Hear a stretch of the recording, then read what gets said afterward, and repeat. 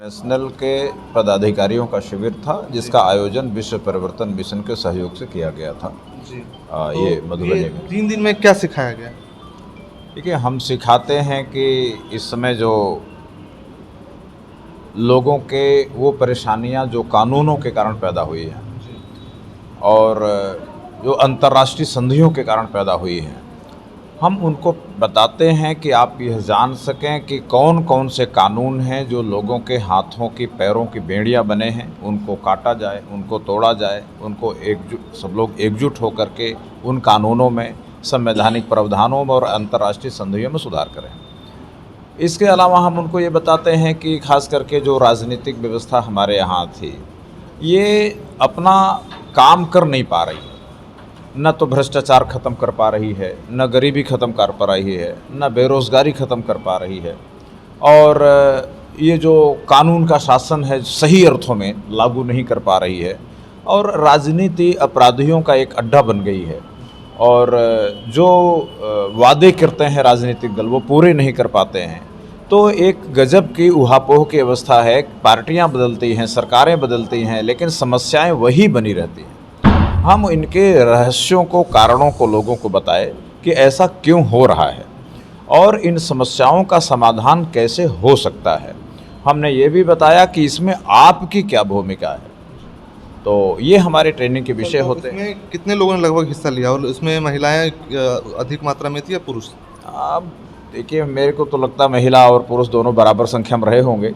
ऐसा मेरे पास पूरा आंकड़ा तो नहीं है, लेकिन हाल में 200 लोगों के साथ बैठने की जगह है, तो लगभग 200 लोग रहे होंगे शिविर में। और ये लोग ज़्यादातर मधुबनी के थे, कुछ लोग दरभंगा से भी थे, औरंगाबाद से थे, अरवल से थे, सुपौल से थे।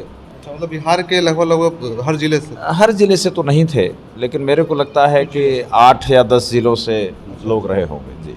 तो सर, तो आप वीपीआई पार्टी के जो है संस्थापक है, तो मुझे ये बताइए कि इसकी स्थापना कब किए थे आप? पार्टी 2016 में पंजीकृत हुई। हालांकि 2012 में ही इसका गठन कर दिया गया था, लेकिन चुनाव आयोग में पंजीकरण की प्रक्रिया 4 साल चलती रही और 16 में पंजीकृत हुई, और तब से बहुत लोग जुड़ रहे हैं। खास करके जो श्रमिक वर्ग है, किसान वर्ग है, वो तेज़ी से इस पार्टी के साथ जुड़ रहा है। सभी प्रदेशों में जुड़ रहे हैं, लेकिन पूर्वोत्तर में खास करके असम की तरफ इस पार्टी का जनाधार बड़ा है।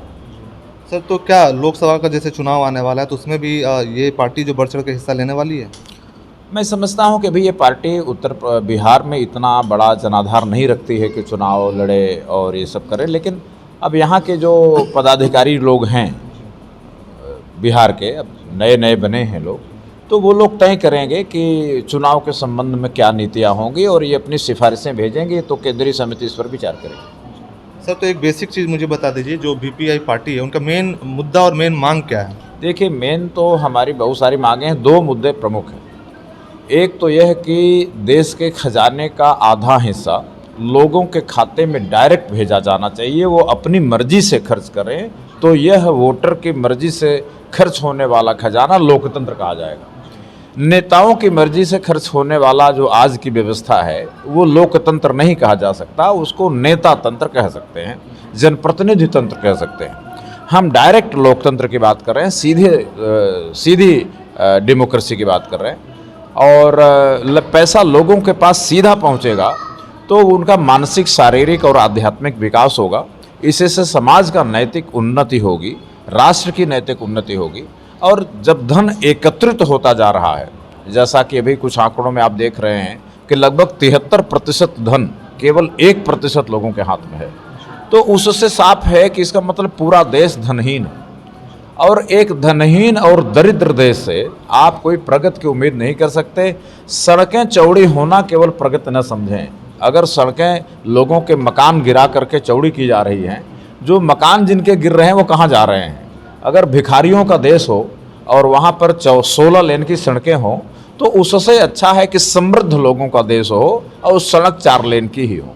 मेरा नाम डॉक्टर अजय पूर्वे हुआ। सर, आप वीपीआई पार्टी से आप किस प्रकार जुड़े हुए हैं? मैं यूपीए पार्टी का जब प्रशिक्षण ले लिया तो एक सक्रिय सदस्य के रूप में तो काम कर ही रहा है, तो और आगे भी करेंगे। कब से आप जुड़े? मैं लगभग 6 महीने 7 महीने से जुड़ा हुआ हूँ। तो इस पार्टी के बारे में आप क्या कहना चाहेंगे हमारे चैनल के माध्यम से? मैं एक ही बात कह रहा हूँ, अभी तक के भारत के इतिहास में कोई ऐसी पार्टी नहीं निकली जिसने साफ साफ कहा कि हम जनहित और राष्ट्रहित की लड़ाई लड़ रहे हैं। जनता को पैसा सीधा, हम अपने जीडीपी के बजट का आधा पैसा जनतांत्रिक तरीके से जनता के खाते में डाल देंगे, आज तक किसी राजनीतिक दल ने नहीं कहा। दूसरी बात, अभी आर्थिक गैर बराबरी पर कोई पार्टी कुछ नहीं बोल रही है। उत्तराधिकार कानून पर कोई पार्टी कुछ नहीं बोल रही है। आप गौर करिए, जिसका 1000 करोड़ का व्यक्ति का बेटा स्वतः 1000 करोड़ पा जाएगा बिना कोई मेहनत के, और जो गरीब का बेटा है वो गरीब ही रह जाएगा। ये पार्टी पहली बार उत्तराधिकार कानून में संशोधन की बात करती है। देश का हर नागरिक किसी न किसी रूप में टैक्स तो देता ही है। सरकार टैक्स का दामन इतना कड़ा किए हुई है कि जनता त्राहिमाम कर रही है। वो 1%, 5% लोगों को फर्क नहीं पड़ रहा है। आर्थिक गैर बराबरी को कम करने का 77 साल में किसी राजनीतिक दल ने सवाल तक नहीं उठाया, और हमारी पार्टी कहती है कि हमें आर्थिक गैर बराबरी को मिनिमाइज करेंगे, उत्तराधिकार कानून में संशोधन लाएंगे, बजट का आधा पैसा सारे हिंदुस्तान के वोटर के खाते में पेंशन के रूप में डालेंगे। जिस दिन सारे जनता को पैसा मिलने लगेगा, जनतंत्र मजबूत होगा, आर्थिक परतंत्रता, और ये गुलामी बहुत खतरनाक चीज़ है। कहने को ये देश जनतांत्रिक है, लेकिन आप बारीकी से जा कर के दूर दराज क्षेत्र में जाके देखेंगे तो आपको लगेगा इनको जनतंत्र का कोई लाभ नहीं मिला। हिंदुस्तान के 70-80% नागरिकों को वो जीवन जिए चले जा रहे हैं। ये जान लीजिए, जिस दिन ये पेंशन योजना लागू हो गई उस दिन ये आर्थिक गैर बराबरी मिनिमाइज होगी, और वो इतना स्वतंत्र हो जाएगा कि वो स्वच्छंद अपना वोट 100-200 में बेचना बंद हो जाएगा। उसके बाद वोटर कहेगा 8000 से कम में वोट नहीं बिकेगा। तो आप समझिए, वोटर के हाथ में सारी चीज़ें आ जाएंगी। सर, एक आखिरी सवाल मैं करना चाहूँगा। आप कर रहे हैं बात वोटर पेंशन की, मतलब हर एक वोटर को पेंशन मिलनी चाहिए, और जहाँ तक मैं देख पा रहा हूँ कि सरकार जो है, जो सरकारी नौकरी में है, उनकी पेंशन खत्म कर दी गई है। तो आप समझिए, जहाँ शोषक सरकार होगी, जिसको जनहित और राष्ट्रहित से मतलब होगा, वो चाहेगा कि जितना ज़्यादा से ज़्यादा टैक्सेशन का पैसा मेरे हाथ में आवे, नीतियाँ मैं निर्धारण करूँ, जितने पैसे जहाँ से जिसको मुझे लेने हो ले लें। आप गौर करिए, हिंदुस्तान के नागरिक को सोचना चाहिए, 30% कॉरपोरेट टैक्स था, अभी प्रधानमंत्री ने उसको 22% कर दिया। 8% टैक्स घटने का मतलब 8 लाख करोड़ भारत सरकार के बजट का गया। किसके लिए? हजारपति, करोड़पति और लाखों करोड़ के लोगों को वो सुविधा दी जा रही है। इसका मतलब सरकार की नीयत आर्थिक गैर बराबरी को बढ़ाना है, और जनता को ये लोग मच्छर मक्खी की तरह इस्तेमाल कर रही है। कोई मतलब नहीं है देश का।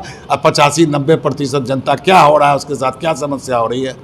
न तो रोजगार दिया, न शिक्षा दिया, न स्वास्थ्य दिया, और न न्यायिक व्यवस्था हुई। आप समझिए, जनतंत्र में सारे शासकों का ये जिम्मेदारी था नैतिक कि ये 4 चीज़ जनता को मिलना चाहिए, और ये 4 चीज़ जनता को हर समय खरीद के लेना पड़ रहा है। सब प्राइवेटाइजेशन हो गया। ऐसी परिस्थिति में वैकल्पिक सरकार बनानी पड़ेगी, और वो वैकल्पिक सरकार यही बनाएगी।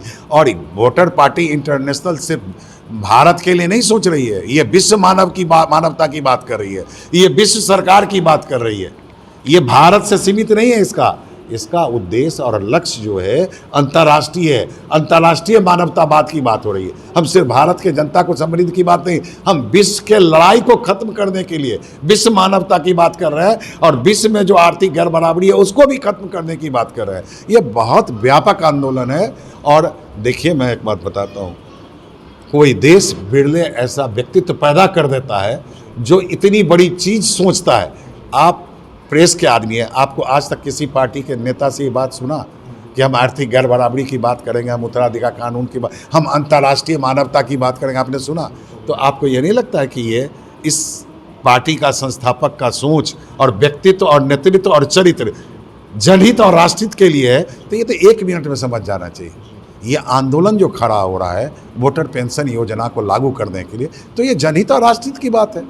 हम जनता को समृद्ध करना चाहते हैं। जनता समृद्ध होगी, देश समृद्ध हो जाएगा। ये रोजगार की समस्या अपने आप बहुत खत्म हो जाएगी, कुटीर उद्योग अपने आप डेवलप्ड होने लगा, बहुत सारे समाधान एक से निकल जाएंगे। तो मैं कह रहा हूँ पूरे देश की जनता को गंभीरता से सोचना चाहिए कि जो उसके हित की बात कर रहा है, जो उसके भविष्य की बात कर रहा है, उसका हर तरह से समर्थन, नैतिक हो, आर्थिक हो, सामाजिक हो, सांस्कृतिक हो, हर तरह का समर्थन के लिए तत्पर रहना चाहिए, सतर्क रहना चाहिए। जनता को अपने हित के लिए सोचना चाहिए, और जिसमें जनता का हित होगा तो राष्ट्र का भी हित हो जाएगा।